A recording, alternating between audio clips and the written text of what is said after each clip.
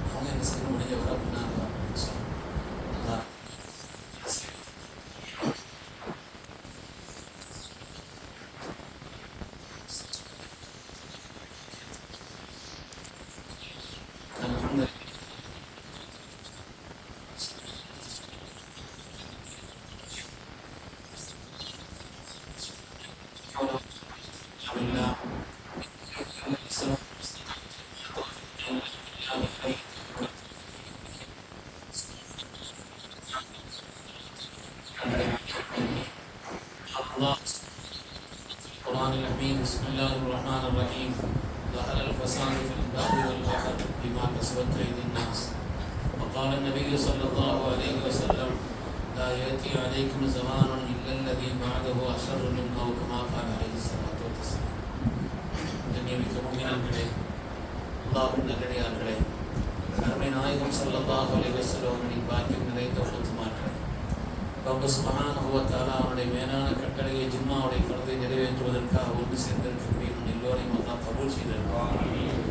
ரப்பினுடைய மேலான ரிதாவை அவனுடைய பொருத்தத்தை என்னுடைய வாழ்வின் நோக்கமாக கொண்டு இந்த உலகத்தில் அதற்கு ஏற்ப வாழ்ந்து காண்பித்தவர்கள் முஹம்மது ரசூலுல்லாஹி ஸல்லல்லாஹு அலைஹி வஸல்லம் பரிசுத்தமான வழியில் என்று இது உலகத்திலும் வெற்றி பெற்ற சாலிஹீன்கள், அருளாளர்கள், வலிமார்கள், நாதாக்கள், நல்லோர்களின் கூட்டத்தில் அல்லாஹ் தஆலா நம்மையும் நம் சந்ததிகளையும் கபூல் செய்திருக்கிறார். கண்ணியமிக்க முஃமினீன்களே,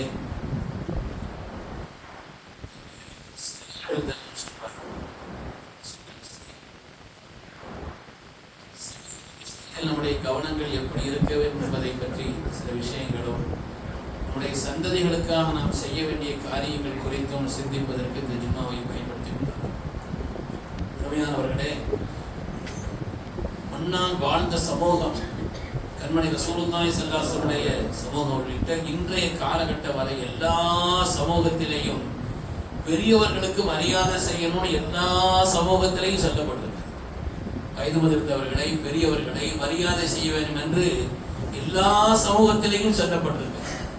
ஆனால் பெரியவர்களுக்குண்டான மரியாதை செய்வதை எவ்வளவு அழுத்தமாக சொல்லப்பட்டிருக்கிறதோ அதற்கு நிகராக சிறுவர்களின் மீது, குழந்தைகளின் மீது, நம்மைவிட வயதிலே குறைந்தவர்கள் மீது அன்பு காட்டுவதை பற்றி வலியுறுத்தி சொன்ன மார்க்கம் இஸ்லாம் மாத்திரம்.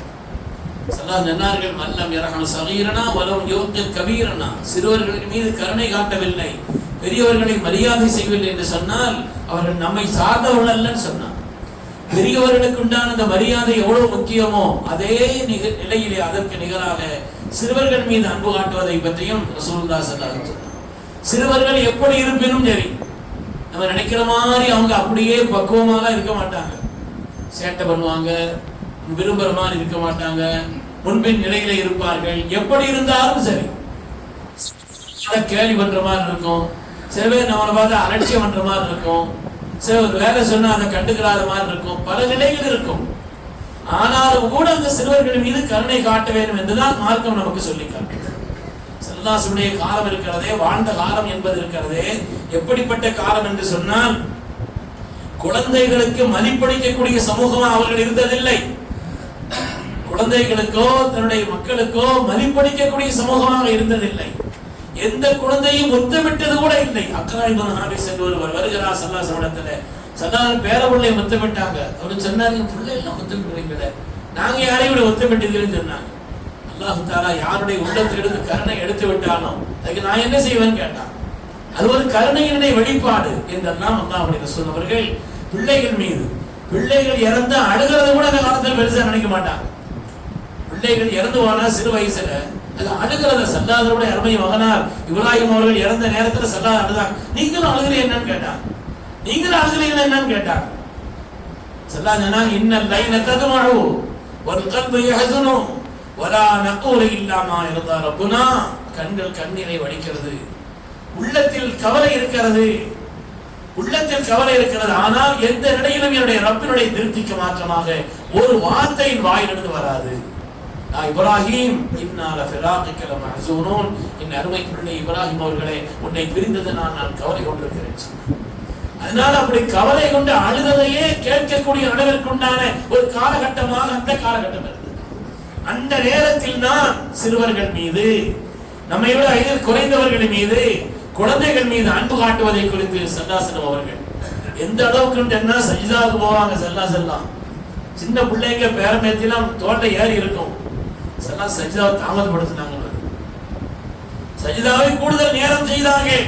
பிள்ளைகள் இறக்கும் வரை அல்லது அவர்கள் பக்குவமாக அவர்களை விடக்கூடிய நிலையிலே சஜிதாவை தாமதப்படுத்தி எழுந்தார்கள். அப்படி ஒரு நேசம். அது மாதிரி பிள்ளைகளுடைய விஷயத்திலே அவங்களுக்கு பிடித்த விஷயத்தை முன்னுரிமை கொடுப்பாங்க. அவங்களுடைய நடைமுறை பாஷையில பேசுவாங்க. ஸல்லல்லாஹு அவங்களுடைய நடைமுறை பாஷையில இறங்கி போய் அவங்களுடைய நடைமுறை பாஷையில அவர்கள் மீது அவர்கள் விளங்கக்கூடிய அளவிற்குண்டான ஒரு முறையில் அவர்களிடத்தில் பேசுவார்.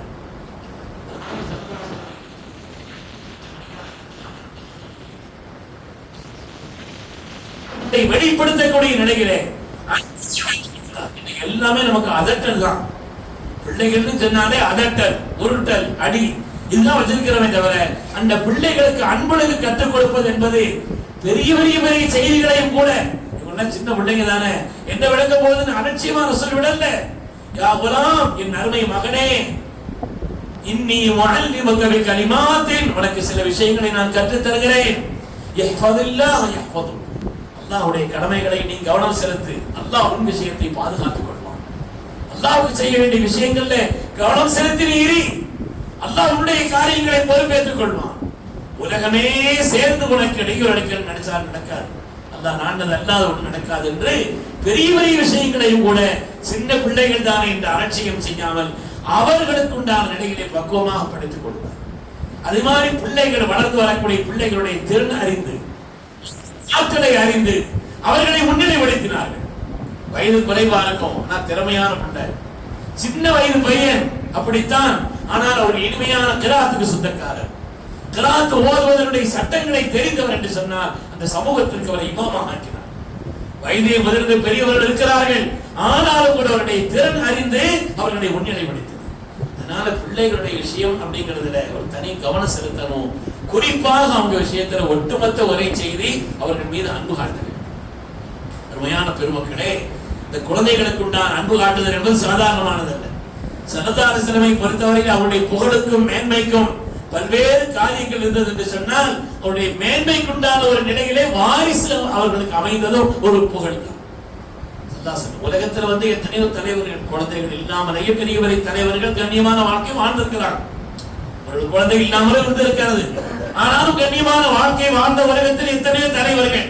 சமீபத்தில் நம்முடைய அப்துல் கலாம் அவர்களை போல, ஜனாதிபதியாக இருந்த அப்துல் கலாம் அவர்களை போல, உலகத்தில் பெரிய விஞ்ஞானி ஐசக் நியூட்டனை போல, அது மாதிரி அன்னை தெரசாவை போல, இமாம் நபி ரஹ்மத்துல்லாஹி போல எத்தனையோ பெருமக்கள் பல சமயத்தவர்களிலேயும் குழந்தை இல்லாமல் இருந்தும் கூட பெரும் புகழோடும் கண்ணியமான வாழ்க்கையோடு உலகத்தில் வாழ்ந்திருக்கிறார்கள். ஆனாலும் கூட குழந்தை பாக்கியம் என்பது ஒரு மகத்தான அந்த துன்யவியான நிஅமத்துகளிலே ஒரு நிறைவான நிஅமத்.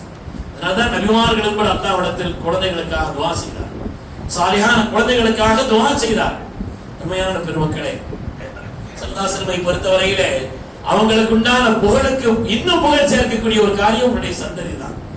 1500 வருடங்கள் கழிந்து விட்டது. இன்றும் கூட உலகத்தின் பல பாகங்களிலும் ஸல்லல்லாஹு அலைஹி குடும்பத்தார் வாழ்ந்து கொண்டிருக்கிறார், கியாமத் வரை இருப்பார்கள். அல்லாஹ்வுடைய ரசூலுடைய அஹ்லுல் பைத் என்று சொல்லப்படக்கூடிய அந்த குடும்பத்தார் உலகத்தில் வாழ்ந்து கொண்டிருக்கிறார்.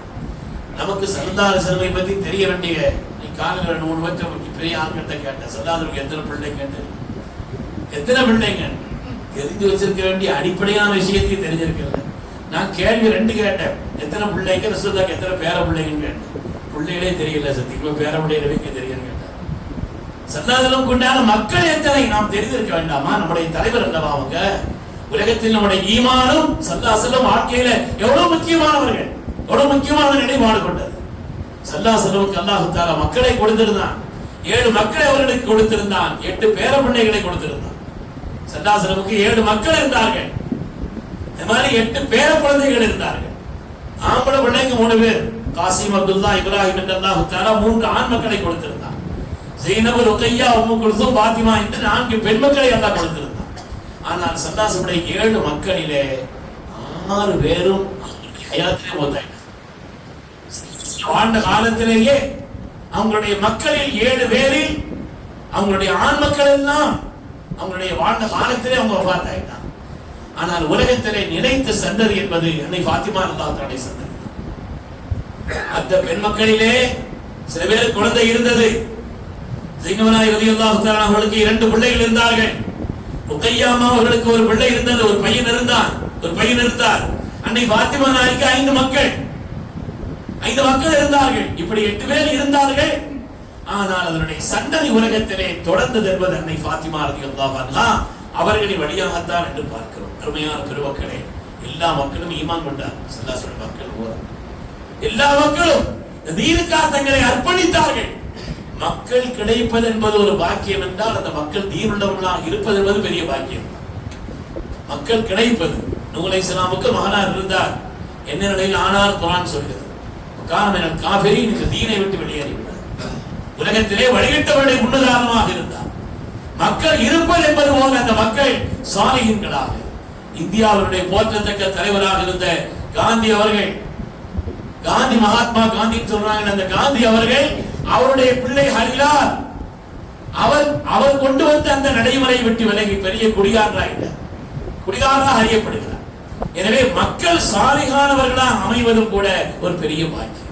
சிறுபிராயத்திலிருந்து அந்த மக்களுக்காக துஆ செய்வதும், அவர்களுக்கு ஒழுக்கங்களை உரிய நேரத்தில் கற்றுக் கொடுப்பதும், அவர்களை ஒரு சீரான நிலையில் வளர்ப்பது என்பதும் நம்முடைய மகத்தான கடமைகளில் ஒன்றாக இருக்கிறது.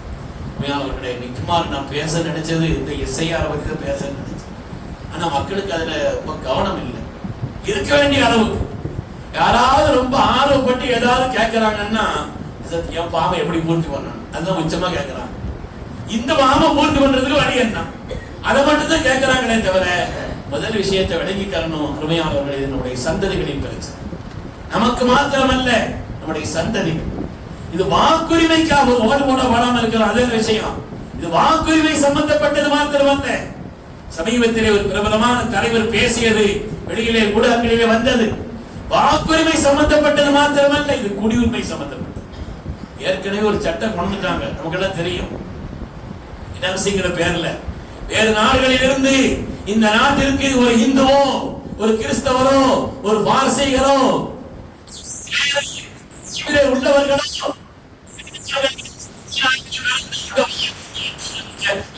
குடியுரிமை கொடுக்கலாம். யாரை தவிர? முஸ்லிம்களுக்கு. ஏற்கனவே சட்டம் கொண்டு ரெடியாக வச்சிருக்கிறாங்க. கிட்டத்தட்ட இது ஒரு என்ஆர்சியை போல்தான். டிசம்பர் 4க்குள்ள வாக்காளர் பட்டியலிலே முறையாக வாக்காளர்கள் சேர்க்கப்படவில்லை என்று சொன்னால் அதற்கு பிறகு அவர்கள் வாக்காளர்களாக ஆக்குவது என்பது அது பெரிய அளவோல உள்ள விஷயம், சாதாரண விஷயம். அதுக்கு பிறகு எடுக்க வேண்டிய முயற்சிங்கிறது சாதாரணமானது. அதுக்கு பிறகு உள்ள ஒரு நிலை என்பது மிக கடுமையானது. அதனால இப்பொழுது நம்முடைய நமக்கு மாத்திரமல்ல நம்முடைய சந்ததிகளுடைய நிலை அறிந்தும் கூட இந்த காலகட்டத்தில் இது ஒரு தனி விஷயம், தனி நபர் விஷயம்னு முதல்ல நினைக்க கூடாது. எஸ்ஐஆர்ங்கிறது நம்முடைய வாக்காளர் பட்டியலில் வாக்கு சேர்க்கிறோம் இல்லையா, அது மாதிரி உள்ளது நினைக்க கூடாது. தனி நபர் சம்பந்தப்பட்டது மாத்திரம் அல்ல, இது சமூகம் சார்ந்தது. ஏன்னா ஒரு தனிநபராக இருந்தாலும் கூட அவர் இந்த பாவத்தை பூர்த்தி செய்வதிலே அவர் தெரிந்திருக்க வேண்டிய விஷயங்களே நிறைய இருக்குது. அதனால இது தனிநபர் சம்பந்தப்பட்ட விஷயம் அல்ல, ஒரு சமூகம் சம்பந்தப்பட்டது என்பதை நாம விளங்கிக்கிறோம். முதலாவது ஒரு தனிப்பட்ட சில பேர் சொன்னாங்க, எனக்குலாம் பிரச்சனை இல்லை, 2005 இதுல என் பேர் இருக்கு, அவர் முடிஞ்சு போச்சு நினைக்கிறேன். 2005 அந்த வாக்காளர்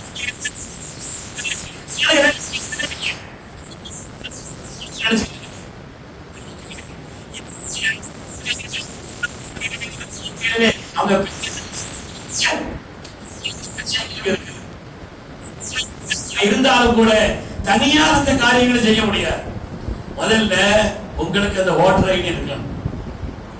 2005 கூட இப்படி இந்த பாம்புக்குள்ள பண்றத போறதா இருந்தால் முதல்ல உங்களுக்கு ஓட்டர் ஐடி இருக்கணும்.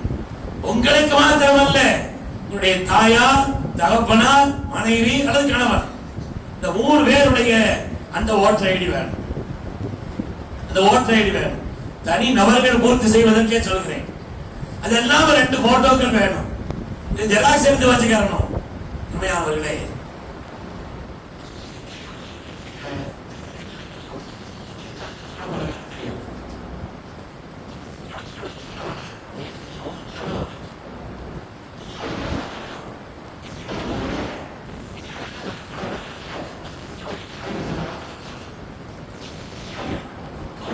மாட்டுக்கிறாங்க, இங்க வாங்கவே மாட்டுக்கிறாங்க.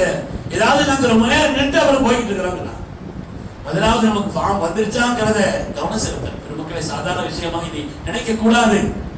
என்ன இது இன்னைக்கு நம்ம வாக்காளர் இதுல எழுதி கொடுத்துட்டோம் அப்படின்னு சொன்னா நமக்குள்ள நிலையில அதுக்கு அடுத்து உள்ள சந்ததிகளுக்கு 2005 இல்லாத ஆட்களுக்கு இப்ப என்ன சேர்க்கணுமோ அது முறையா இல்லைன்னா அவருக்கு ஓட்டர் ஐடியோ இல்ல அல்லது அவரை சேர்க்க வேண்டிய நிலையில சேர்க்கலன்னு சொன்னா முதல்ல என்னன்னா அரசு உதவிகள் நலத்திட்டங்கள் எதுவும் கிடைக்காது.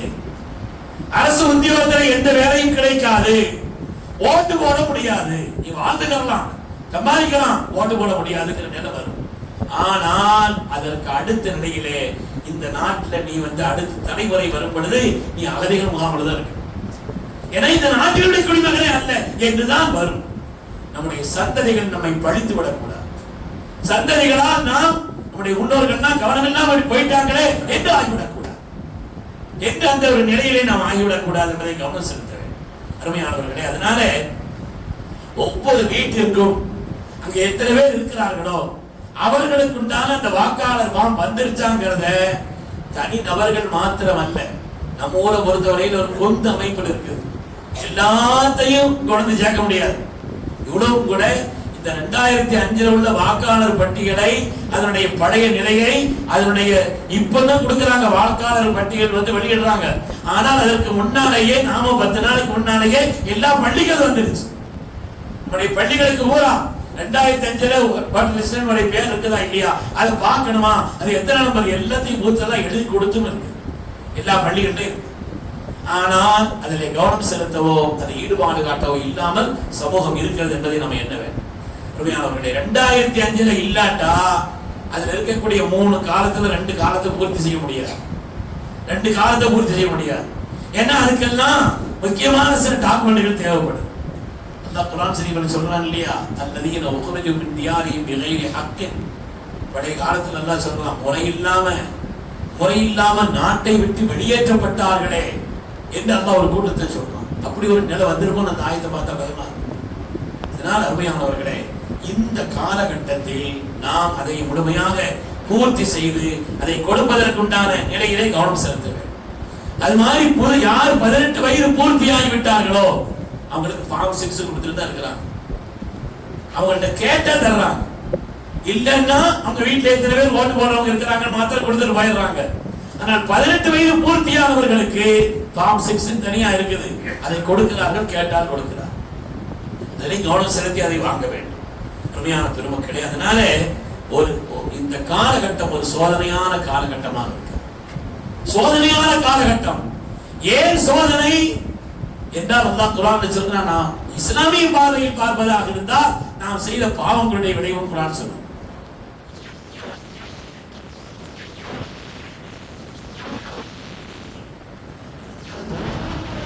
அதனால்தான் உலகத்தில் எந்த சோதனையுமே, உலகத்தில் ஆரம்பத்தில் முட்செடிகள் கூட இல்லையா. மனிதனுடைய பாவங்களால் தான் முட்செடிகளே உலகத்தில் வந்துச்சு. உலகத்தில் ஆரம்பத்தில் எந்த உணவும் கெட்டு போகாது. எந்த உணவு எவ்வளவுதான் வச்சால் அப்படிதான் இருக்கும். ஆனால் எப்பொழுது பேராசை கொண்டு சேமிக்க ஆரம்பித்தார்களோ அதிலிருந்து உணவுகள் ஆரம்பிச்சிருச்சு. உலகத்தில் உண்டான எந்த கெட்ட ஒரு நிலையும் மனிதனுடைய பாவங்களினால். மிருகங்கள் கூட கருணையாகத்தான் நடந்துச்சான். ஆரம்ப காலகட்டத்தில் கருணையாகத்தான் நடந்தது. மனிதர்கள் செய்த பாவங்களுடைய விளைவுதான் அவைகளுக்கு மத்தியிலேயே குரோதங்கள் கூட்டது. நம்மளே ஒரு காலத்துல தனியா ஒரு நைட்ல போயிட்டு இருந்தோம் வைங்க, ஏத்து ஒரு ஆள் வந்தாருன்னா சரி ஒரு ஆள் வர்றாரு, மனசுல ஒரு தைரியம் வரும், மனசுல ஒரு பயம் இல்லாம இருக்கும். இப்ப தனியா போகும்போது தனியா யாராவது வந்தாரு வைங்க பாக்கியம் கூடுது. இப்ப உள்ள நிலையில வரணும் எப்படியோ தெரியலையேன்னு சொல்லி பழைய காலம் மாதிரி அல்ல இந்த ஒரு நிலை. உலகத்திலே மனிதர்களுடைய பாவங்களினால்தான் எல்லா விதமான பசாது வருகிறது என்று பெருமக்கள் சொல்வார். ஹாரூன் ரஷீத் பாதுஷாவுடைய காலத்துல கடுமையான ஒரு பஞ்சம் ஏற்பட்டது. அந்த நேரத்துல வாழ்ந்த காலத்திலே உள்ள பெருமக்கள் சொன்னார்களாம், எத்தனை முயற்சி ஹாரூன் ரஷீத் எடுத்தும் கூட அது நீங்கவில்லை. அரசு ரீதியில எத்தனையோ முயற்சி. ஹாரூன் ரஷீத் இடத்துல பெருமக்கள் போய் சொன்னாங்கன்னா, இதுக்குண்டான தீர்வுங்கிறது மக்கள் பாவங்களிலிருந்து தன்னை தௌபா செய்து கொள்வதுதான் தீர்வே, அல்லாது மற்ற வெளிரங்கமான சில முயற்சிகள் எல்லாம் உரிய பலனை தராதுன்னு சொன்னாங்க. உரிய பலனை தராது. உலகத்தில் மனிதர்கள் பாவம் செய்யும் பொழுது அதனுடைய விளைவுகள் வந்தே தீரும். ஒரு கதை மாதிரி சொல்லுவாங்க. ஒரு குரங்கு வெளியில போச்சான். வெளியில போன நேரத்துல அந்த நேரத்தில் கையல் புறமுக்கிங்கிற ஒரு செய்தி எழுதுற இந்த குரங்கு வெளியில போற நேரத்துல தன் குட்டியை கொண்டு போய் சிங்கத்துல கொடுத்துச்சான். ஏன்னா காட்டுல உள்ள அந்த விலங்கினங்கள்ல இதனாலதான பாதிப்பு வருது. எல்லா மிருகத்தையும் அடிச்சிருக்கிறது இதாத்தானே இருக்குது. அதனால சிங்கத்திட்ட வளர்ந்துச்சுன்னு சொன்னா மற்ற மிருகங்களே பக்கத்துல வர்றதுக்கு பயப்படும். அதனால தன்னுடைய குட்டியை கொண்டு போய் ஒரு சிங்கத்திட்ட கொடுத்து பத்திரமா நீ வளர்த்துக்கோ அப்படின்னு சொல்லி அந்த சிங்கத்திட்ட கொடுத்துட்டு போச்சா குரங்கு.